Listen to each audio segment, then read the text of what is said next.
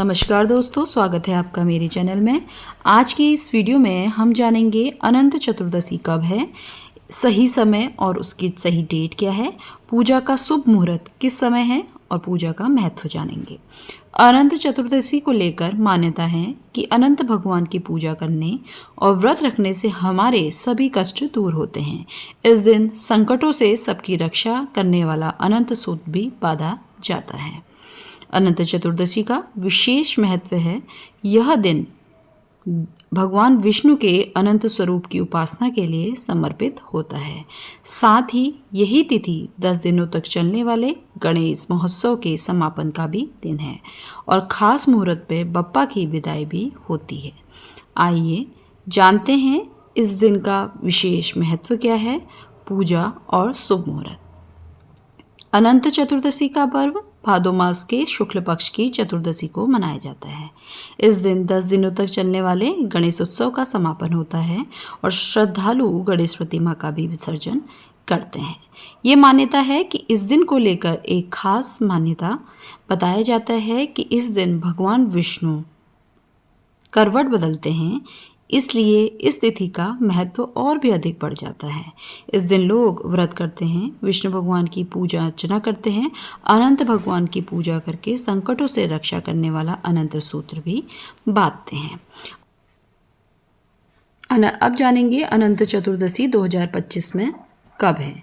अनंत चतुर्दशी 6 सितंबर सुबह 3:14 से शुरू होगी और 7 सितंबर को मध्य रात्रि 1:41 तक समाप्त होगी।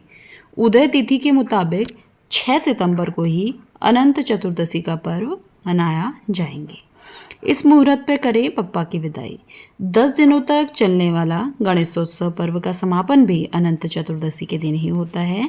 ज़्यादातर लोग इसी दिन गणेश जी की प्रतिमा का विसर्जन भी करते हैं।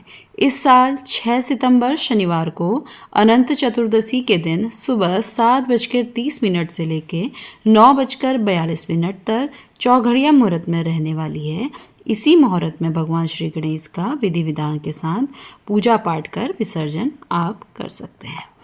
आपको अनंत चतुर्दशी व्रत की कथा सुनाएंगे। अनंत चतुर्दशी का व्रत शास्त्रों में बहुत ही खास महत्व वाला बताया गया है। अनंत चतुर्दशी पर भगवान विष्णु के अनंत स्वरूप की पूजा होती है और हाथ में 14 गांठों वाला धागा अनंत बांधा जाता है। ऐसा करने से माँ लक्ष्मी प्रसन्न होती है और अनंत चतुर्दशी की पूजा में कथा का पाठ करना बहुत ही महत्वपूर्ण माना गया है। आप भी जानें यह कथा और इसका पाठ करें।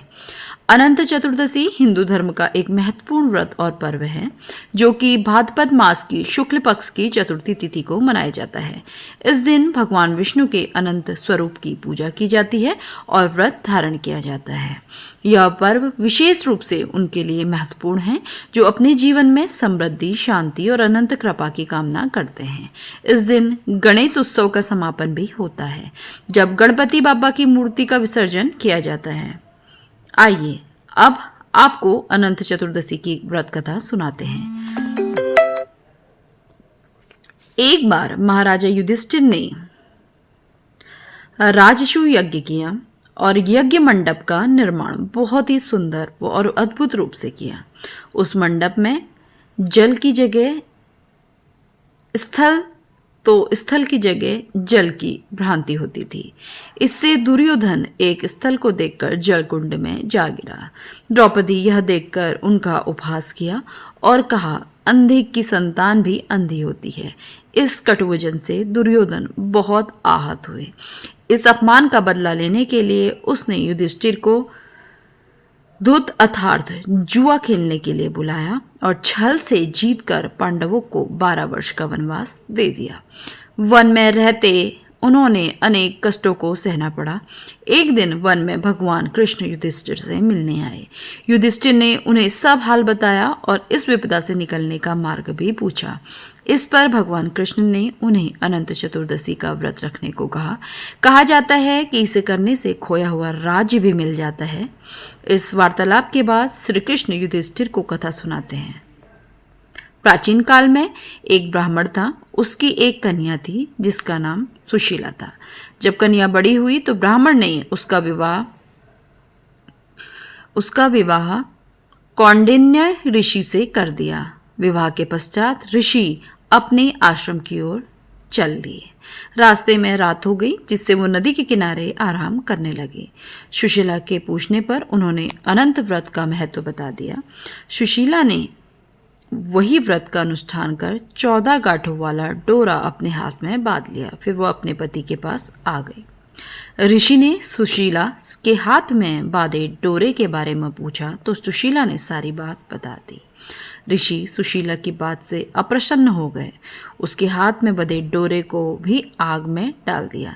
इससे अनंत भगवान का अपमान हुआ, जिसके परिणाम स्वरूप ऋषि की सारी संपत्ति नष्ट हो गई। सुशीला ने इसका कारण डोर का आग में जलना बताया। पश्चाताप की अग्नि में जलते हुए ऋषि अनंत भगवान की खोज में वन की ओर चले गए। वे भटकते भटकते निराश होकर गिर पड़े और बेहोश हो गए। भगवान अनंत ने उन्हें दर्शन देते हुए कहा कि मेरे अपमान के कारण तुम्हारी यह दशा हुई है और विपत्तियां आई हैं, लेकिन तुम्हारे पश्चाताप से मैं तुमसे अब बहुत प्रसन्न हूँ। अपने आश्रम में जाओ और 14 वर्षों तक विधि विधान से मेरा यह व्रत करो। इससे तुम्हारे सारे कष्ट दूर हो जाएंगे। ऋषि ने वैसा ही किया और उनके सभी कष्ट दूर हो गए। उन्हें मोक्ष की प्राप्ति हुई। श्री कृष्ण की आज्ञा से युधिष्ठिर ने भी अनंत भगवान का व्रत किया, जिससे पांडवों को महाभारत में युद्ध जीत में सफलता मिली। ये थी दोस्तों आज की अनंत चतुर्दशी की कहानी। अगर आपको मेरी वीडियो पसंद आए और ऐसे ही रोचक कहानियाँ और व्रत की कथाएं पसंद आए तो चैनल को लाइक, शेयर और सब्सक्राइब करना ना भूलें। बहुत बहुत धन्यवाद।